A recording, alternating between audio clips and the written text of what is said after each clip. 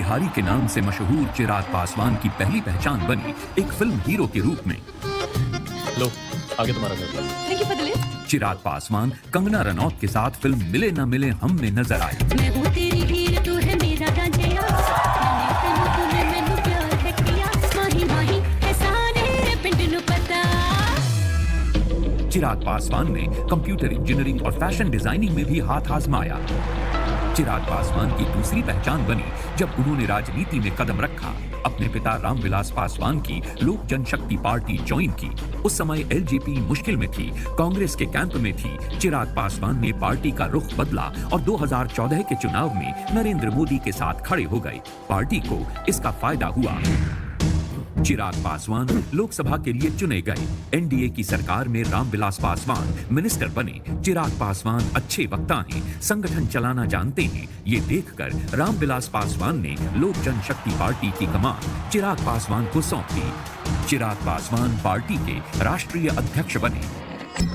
लेकिन रामविलास पासवान के निधन के बाद लोक जनशक्ति पार्टी के दो टुकड़े हो गए। चिराग पासवान के हाथ से एलजेपी का नाम और सिंबल बंगला दोनों चले गए, लेकिन चिराग पासवान ने हिम्मत नहीं हारी।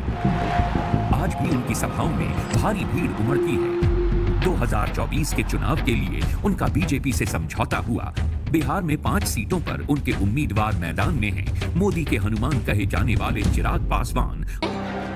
मैं चिराग पासवान ईश्वर की शपथ लेता हूं कि मैं विधि द्वारा स्थापित भारत के संविधान के प्रति सच्ची श्रद्धा और निष्ठा रखूंगा। मैं चिराग पासवान ईश्वर की शपथ लेता हूं कि मैं विधि द्वारा स्थापित भारत के संविधान के प्रति सच्ची श्रद्धा और निष्ठा रखूंगा। मैं भारत की प्रभुता और अखंडता अक्षुण्ण रखूंगा। मैं संघ के मंत्री के रूप में अपने कर्तव्यों का श्रद्धा पूर्वक और शुद्ध अंतःकरण से निर्वहन करूंगा तथा मैं भय या पक्षपात, अनुराग या द्वेष के बिना सभी प्रकार के लोगों के प्रति संविधान और विधि के अनुसार न्याय करूंगा।